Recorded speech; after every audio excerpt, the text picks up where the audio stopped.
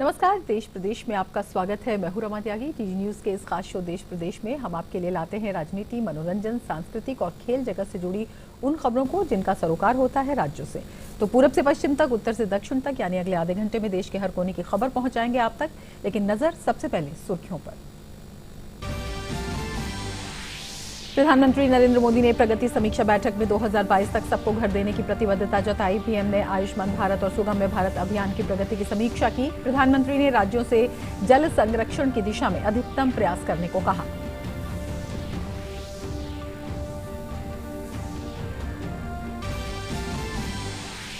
केंद्रीय कैबिनेट ने जम्मू कश्मीर आरक्षण द्वितीय संशोधन बिल 2019 को दी मंजूरी। विधेयक से राज्य में आर्थिक रूप से कमजोर वर्ग को शैक्षिक संस्थानों और लोक नियोजन में मिलेगा 10% आरक्षण।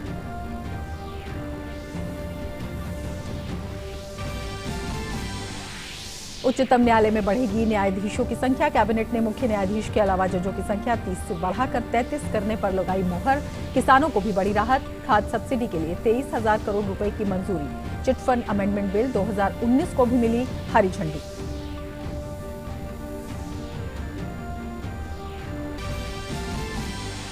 सुप्रीम कोर्ट ने उन्नाव दुष्कर्म पीड़ित मामले में धमकी का आरोप लगाने वाले पत्र को लेकर स्वतः संज्ञान लिया। अदालत इस मामले में कल करेगी सुनवाई। सड़क हादसे की जगह पहुंची सीबीआई की टीम। जांच शुरू। उन्नाव के विधायक कुलदीप सेंगर और उनके 10 सहयोगियों के खिलाफ हत्या का मामला दर्ज।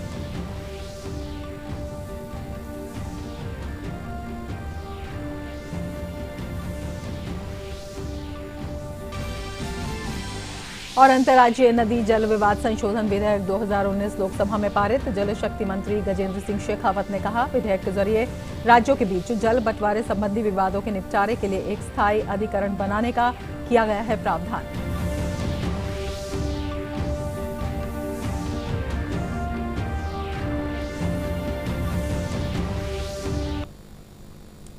लेंगे समाचार विस्तार से। सबसे पहले खबर देश के उत्तरी राज्यों से।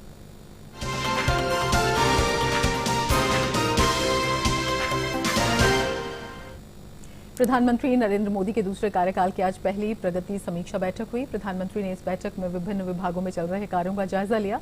इस बैठक में कई विभागों के वरिष्ठ अधिकारी शामिल हुए। सरकार ने 2022 तक सभी को घर देने का फैसला किया है। प्रधानमंत्री ने इस पर चल रहे कार्यों का जायजा लिया। पीएम ने आयुष्मान भारत, सुगम्य भारत अभियान की भी समीक्षा की। प्रधानमंत्री ने राज्यों से जल संरक्षण की दिशा में और अधिक काम करने पर जोर दिया। और हमारे साथ हमारे संवाददाता सुधाकर दास जुड़े हुए हैं। सुधाकर, कितनी अहम ये बैठक, प्रधानमंत्री मोदी के दूसरे कार्यकाल की पहली प्रगति बैठक? जी रमा, काफी महत्वपूर्ण बैठक है और हमको पता है कि प्रगति ने किस तरह से कह सकते हैं न सिर्फ पूरे सरकार की कार्यशैली को बदला था, बल्कि किस तरह से लंबित जो पड़े हुए प्रोजेक्ट्स है, खासतौर से 4-5 दशकों से अटके हुए प्रोजेक्ट्स, उन प्रोजेक्ट्स को एक बार फिर से शुरू कराने में अहम भूमिका निभाई थी। और पिछले कार्यकाल में 12 लाख करोड़ रुपए के प्रोजेक्ट प्रगति की वजह से फिर से पटरी पर आए थे और जो इतना बड़ा इन्वेस्टमेंट था उसकी वजह से लाखों लोगों को रोजगार भी मिला था और काफी कह सकते हैं एक तरह से अर्थव्यवस्था में जान आई थी। दूसरे कार्यकाल की ये पहली बैठक थी, तीसरी बैठक थी प्रगति की, और कई अहम, जिसका आपने जिक्र भी किया, खास तौर से जो आयुष्मान भारत योजना है उसका रिव्यू किया प्रधानमंत्री ने और उनको जानकारी दी गई कि इस योजना के जरिए अब तक 35 लाख जो बेनिफिशियरीज है वो फायदा उठा चुके हैं, उनको फायदा हो चुका है, वो अस्पतालों में अपना इलाज कर चुके हैं। पूरे देश में करीब 16,000 से ज्यादा अस्पताल इस आयुष्मान भारत प्रोजेक्ट से जुड़ चुके हैं। हालांकि प्रधानमंत्री ने निर्देश दिया तमाम अधिकारियों को इस मामले में जो बेस्ट प्रैक्टिसेस है उसको अपनाया जाए, खासतौर से एस्पिरेशनल डिस्ट्रिक्ट है उन पर फोकस किया जाए। क्या आयुष्मान भारत के चलते जो स्वास्थ्य की स्थिति है उसमें बदलाव आया है और क्या कुछ और भी आगे करने की गुंजाइश, इसकी बात उन्होंने की।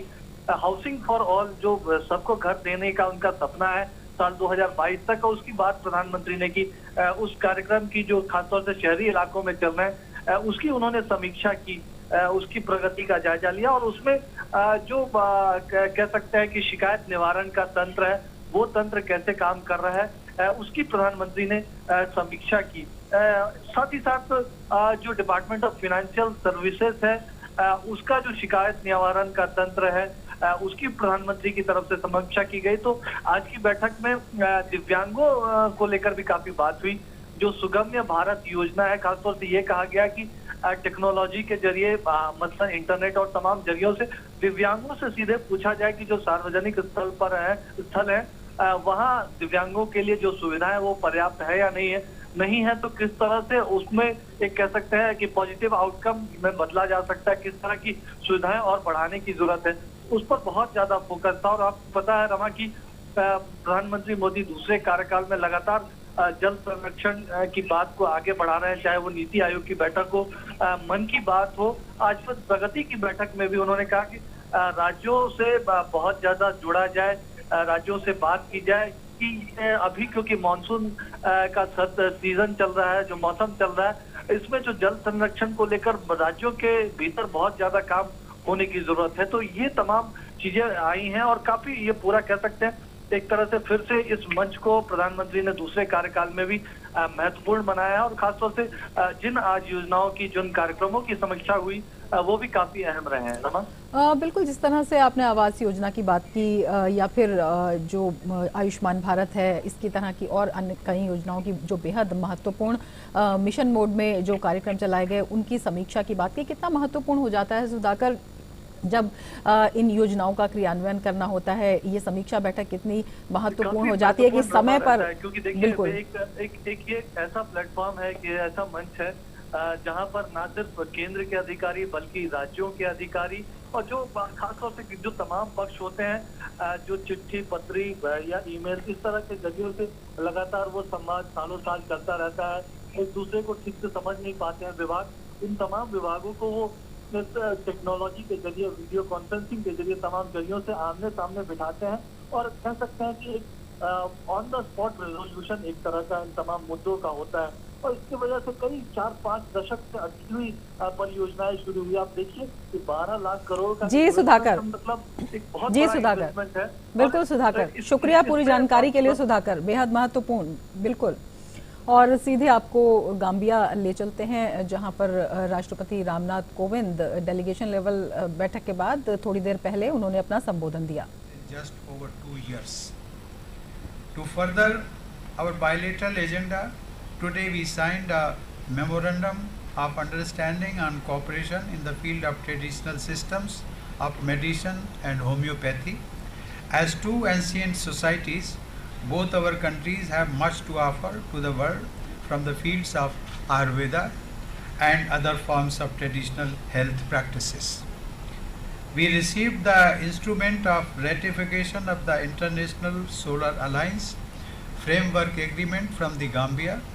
This will open up new opportunities of collaboration between the two countries on solar energy and help in combating climate change.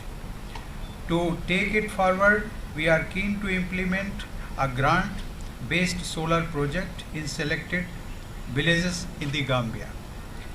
We are all aware that the Gambia is keen to achieve good governance, accountability, social cohesion, national reconciliation, and a revitalized and transformed economy under its National Development Plan 2018-21.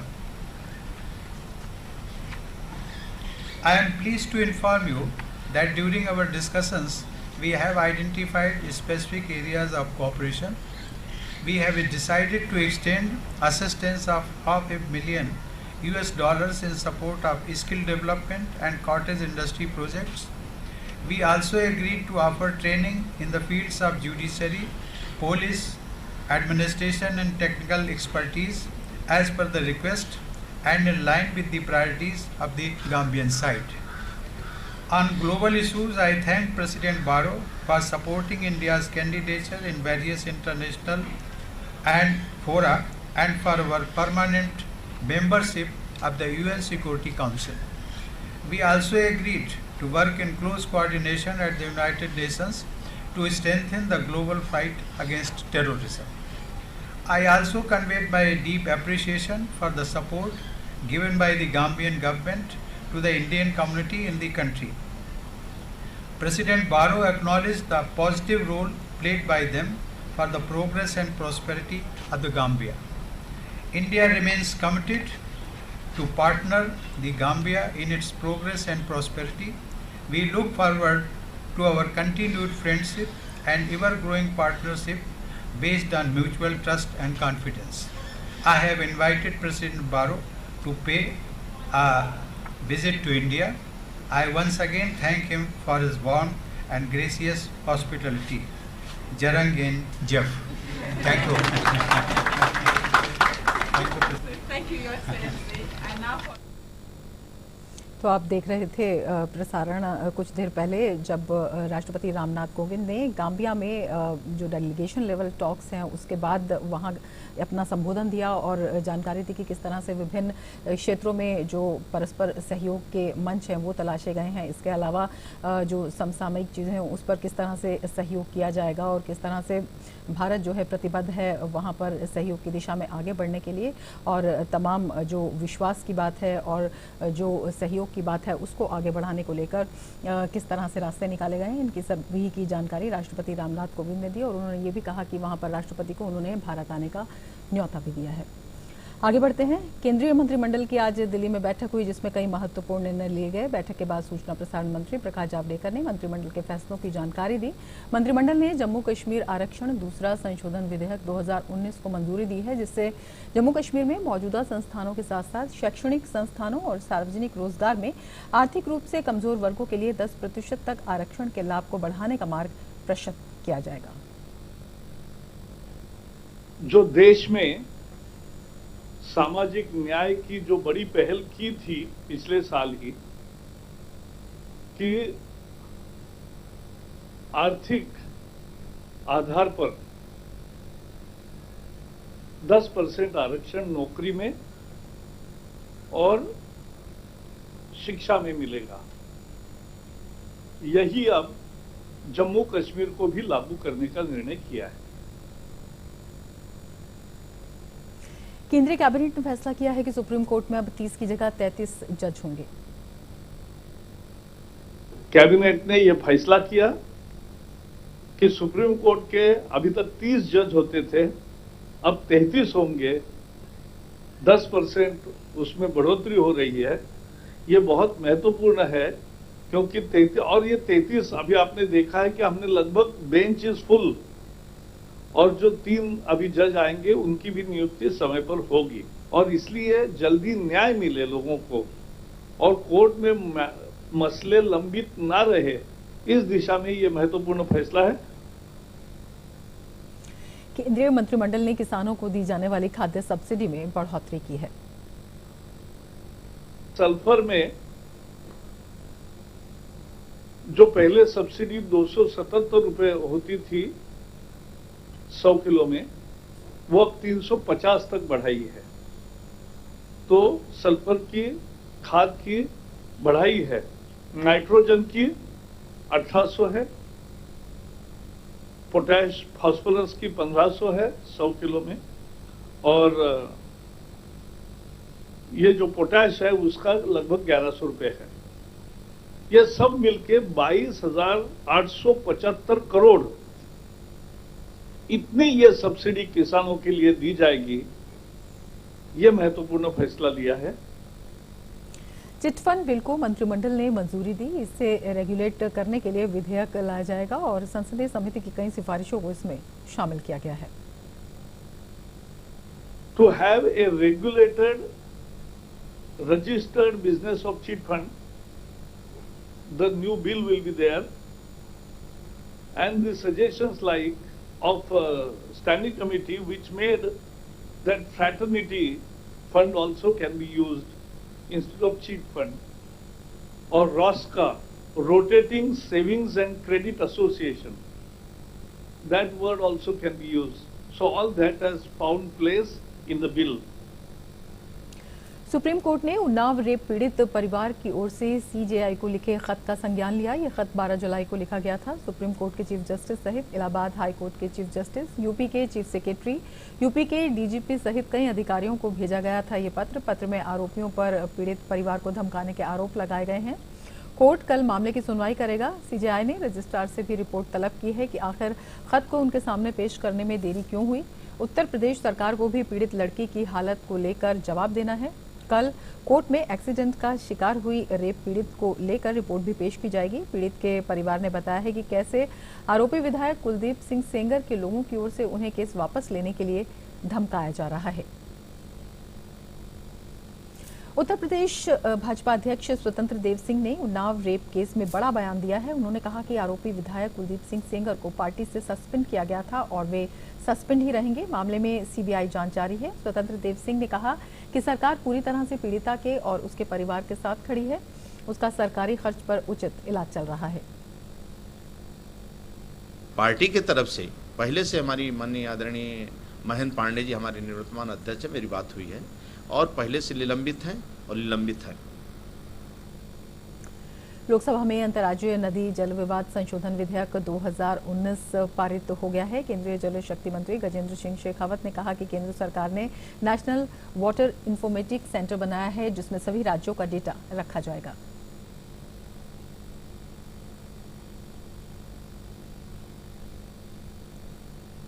Bharat सरकार ने जो है national water informatics centre, जहां सारे data देश के ऐसे रखे जाएंगे, उसका प्रावधान किया है। और उसमें CWC, IMD आदि जितनी भी संस्थाएं इस देश में काम करती हैं, उन सब संस्थाओं का डेटा एक जगह रख के उनका डेटा का प्रोसेसिंग प्रॉपर हो, AI बेस उनके सारे जो है समाधान किए जाएं।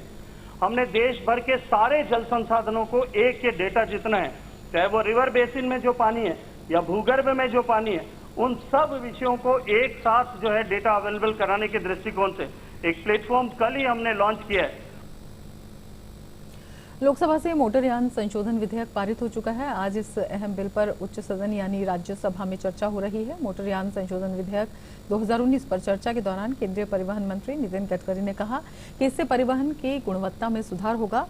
मौजूदा मोटरयान कानून 30 साल पुराना है। लोगों को बहुत असुविधाएं हो रही हैं। इसे लेकर भ्रष्टाचार की बहुत शिकायतें लगातार आ रही थी। ऐसे में इस संशोधन विधेयक की जरूरत पड़ी और सरकार इस अहम संशोधन विधेयक को लेकर आई। इस विधेयक को लेकर गडकरी पहले भी साफ कर चुके हैं कि राज्यों को किसी तरह की चिंता करने की जरूरत नहीं है। उनके अधिकार क्षेत्र में कोई दखल नहीं दिया जाएगा। ड्राइविंग लाइसेंस में रिफॉर्म है। ऑनलाइन लर्निंग लाइसेंस की सुविधा है। आइडेंटिटी वेरिफिकेशन का उपयोग किया जाएगा। नेशनल रजिस्टर से स्थानांतरण आसान और फर्जी लाइसेंसेस बंद हो जाएंगे। टेस्ट की गुणवत्ता में बढ़ाई आएगी। कंप्यूटर और कैमरों के द्वारा लाइसेंस की टेस्ट होगी। RTO दफ्तर का भ्रष्टाचार कम करने के लिए कई कदम उसमें उठाए गए हैं। ट्रांसपोर्ट लाइसेंस में 3 की जगह 5 साल के लिए वैध किया जाएगा। ड्राइवर की कमी दूर करने के लिए और गुणवत्ता बढ़ाने के लिए ट्रेनिंग स्कूल, लाइसेंस राज्य में कहीं भी ले सकते हैं। भारतीय जनता पार्टी ने जम्मू कश्मीर विधानसभा चुनाव के लिए पूरी तरह से पार्टी तैयार है। पार्टी ने इसके लिए संगठन स्तर पर काम करना भी शुरू कर दिया है। भाजपा नेता राम माधव ने श्रीनगर में एक संवाददाता सम्मेलन में कहा कि उनकी पार्टी जम्मू कश्मीर में अकेले चुनाव लड़ेगी। राज्य में अगर इलेक्शन कमीशन चुनाव कराना चाहती है तो हमारी पार्टी उसके लिए तैयार है। हम उसके लिए पूरी तैयारी कर रहे हैं। जम्मू में, लद्दाख में और कश्मीर घाटी में, तीनों जगह हम इस चुनाव की तैयारी की प्रक्रिया हमने शुरू कर दिया है मित्रों। और हमारे पार्टी किसी एलायंस के बगैर अकेले इस चुनाव में पूरे राज्य में चुनाव लड़ेगी। राम माधव ने कहा कि जम्मू कश्मीर के विकास में भ्रष्टाचार सबसे बड़ी बाधा है, जिसे दूर करने के लिए केंद्र सरकार हर संभव प्रयास कर रही है, जिससे कुछ राजनीतिक दल परेशान हैं। भ्रष्टाचार इस राज्य के डेवलपमेंट के लिए एक अभिशाप बन गया है, उसको खत्म करना चाहिए। न केवल आतंकी और आतंक के ओवरग्राउंड सपोर्टर्स, बल्कि जो इस राज्य में जनता का और सरकार का पैसे खाके मौज मस्ती करने वाले नेताओं के पीछे भी सरकार जैसे ही लगी, यहां के नेताओं को फिर से गोला बारूद याद आ गया। फिर से 35A का खतरा शुरू हो गया। लोगों को डराने का काम शुरू हो गया। ये हो जाएगा, वो हो जाएगा, हमको ये होना है, वो होना है। जो होना है, कानूनन जो कुछ भी इस राज्य के हित के लिए करना है, वो काम भारत सरकार करेगी।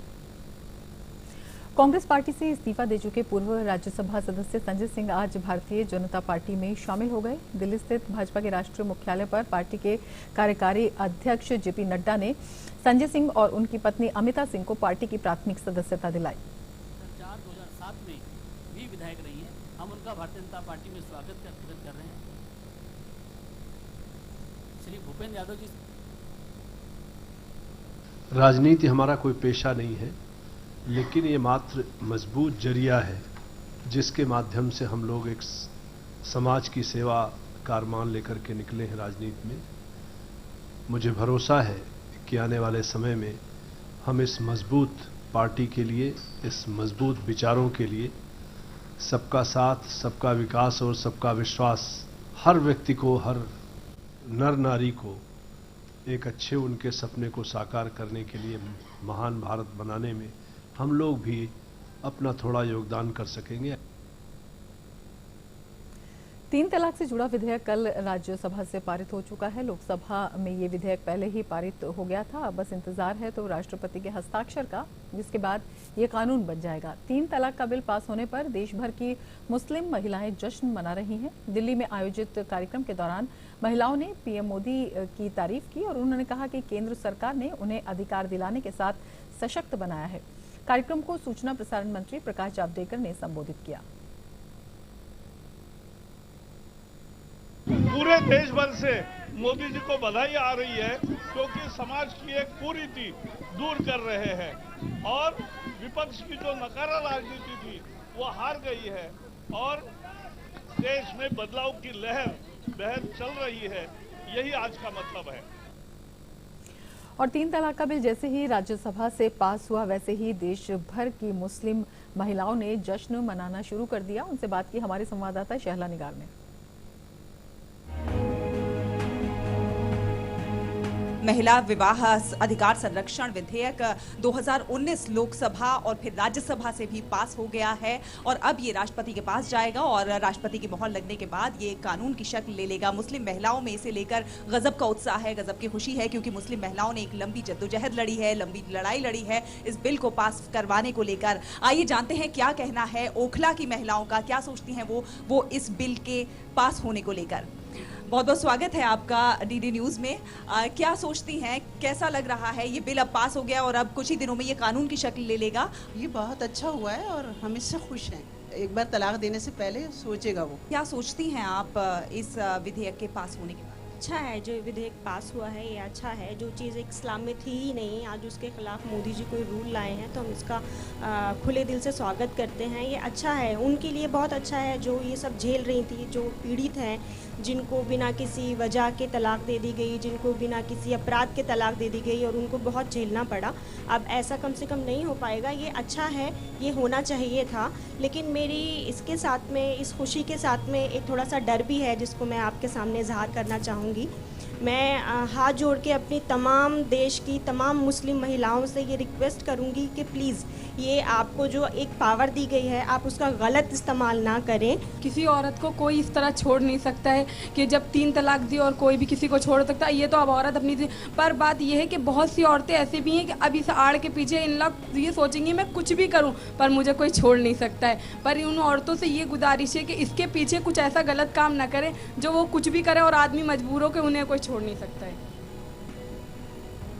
महिलाएं काफ़ी सशक्त महसूस कर रही हैं इस बिल के पास होने के बाद और इस बात से बहुत खुश हैं कि अब उन्हें वो अधिकार मिलेंगे। अब उन्हें उनके अंदर जो एक डर है उस डर का माहौल ख़त्म होगा और वो अपने आप को सशक्त और समर्थ महसूस करेंगी। कैमरा पर्सन सुरेंद्र के साथ मैं शहला निगार, डीडी न्यूज़ के लिए। और अब खबरें उत्तर प्रदेश और उत्तराखंड से जुड़ी हुई।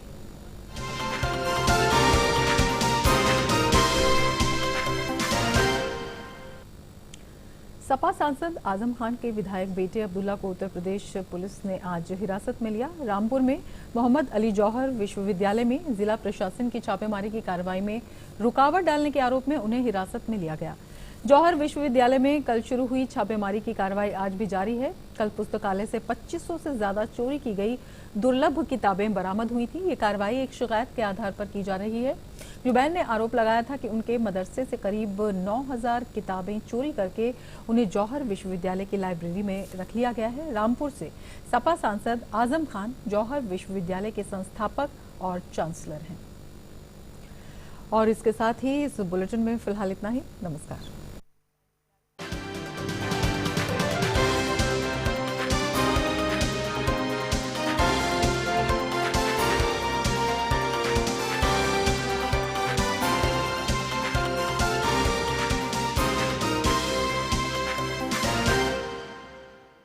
देश प्रदेश के प्रायोजक